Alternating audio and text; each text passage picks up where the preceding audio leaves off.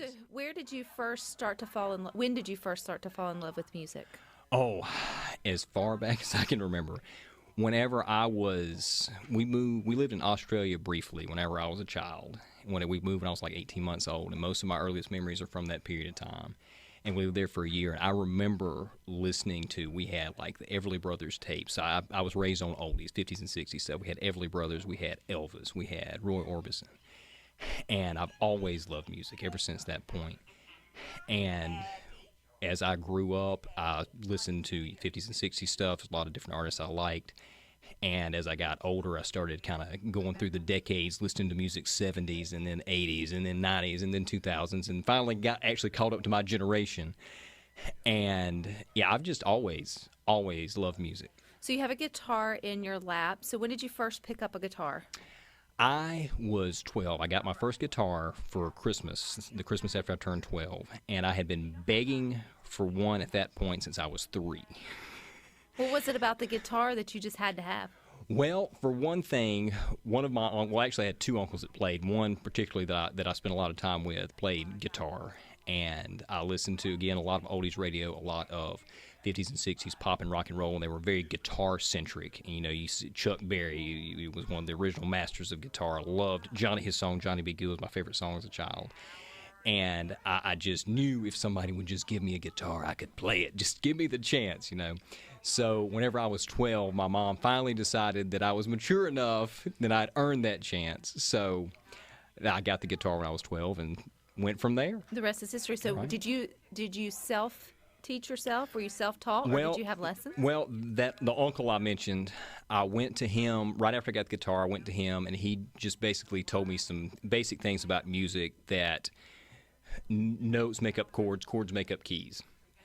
And then after that, I started just fiddling around with it myself. And then about a year later, I went back to my uncle, and I had been memorizing chord charts, but I didn't understand the concept of chords. And I was like, look, I need you to explain to me what chords are. Like, what are we doing here? And he was like, okay, well, you got E, A, B. Okay, that's the key of E. You got G, C, D. That's the key of G. You see what I'm doing there? And it was like a light bulb. It just automatically clicked, like, yeah, it's mathematical relationships. Got it. And that was it. I'm glad you and other musicians get it, because and we get to reap the benefit of hearing what you guys spend all of your time sort of learning and perfecting. So it's one thing to get the guitar at the age of 12 and enjoy it. It's another thing to enjoy songwriting. Then it's an even step further to say, you know what, I want to be a musician, right? There's lots of people who want to be a musician. So how did you transition into doing music full time? Well, in 2011, I had been thinking since I was in high school that, hey, this is something I might like to pursue.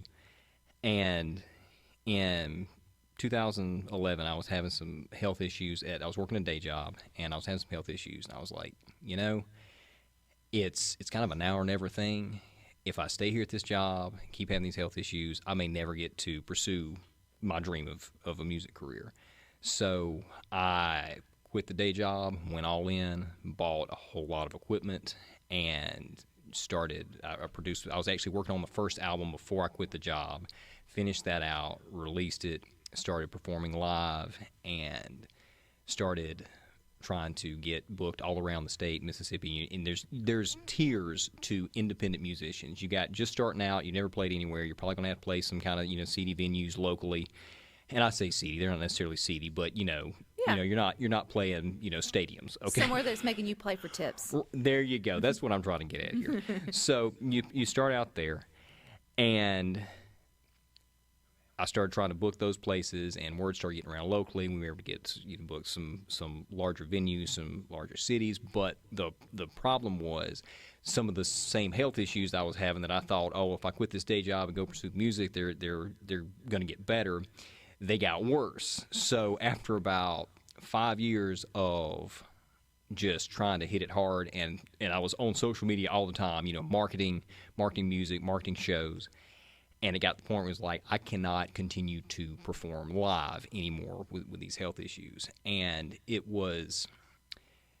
was also doing some other stuff on the side too. My wife was staying at home at the time, and I was doing some other stuff on the side. I was working in the appraisal industry, trying to get my appraisal license.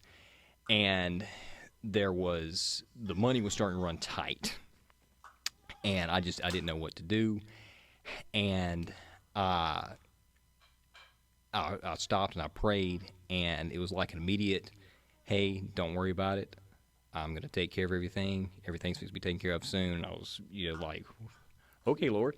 So within a couple of months, my wife got a job offer out of nowhere that was it was a fantastic offer. And basically they called and said, hey, there's this job opening. If you want it, you start Monday. And she had not even applied for the job. And it was just like, well, this is an answered prayer. So at that point, I came home, tried to get myself in shape, myself healthy, take care of our older daughter, the only one we had at the time, and continue to work on music in studio. And whenever I did that, and that was never the plan. It was never something I thought I was going to be doing. I didn't think I was going to be, I'm going to be at home recording and taking care of my daughters. That's never what I thought I was going to be doing. But when I started doing that and started taking care of myself better too with my health, I realized, even though I always wanted to pursue music, I had never stopped and prayed about, hey, how do I need to go about doing this? I had done my own research, used my own intelligence, own reasoning to try to map a plan out, and that kind of blew up in my face a little bit. As it always will. Absolutely. Or can, for sure. Right. And at that point, I was like, wow, I cannot believe I never stopped and prayed, Lord, what do you want me to do? How do you want me to go about my life? And whenever I came to that realization, I had a complete turnaround in my health and was able to write better songs than I'd ever written before. And I ended up being able to put this project together last year, the 2 EPs that I put together last year, and continue to pursue music, even though I'm not on social media marketing all the time and I'm not out performing all the time.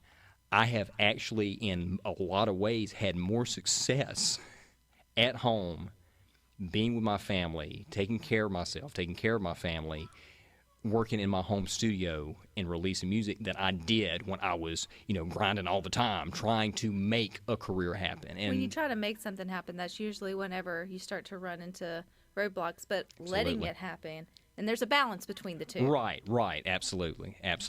So here we are. This is the first time I've been on SuperTalk. So there. Well, you have hit the big time. I know. I'm telling you. This is it.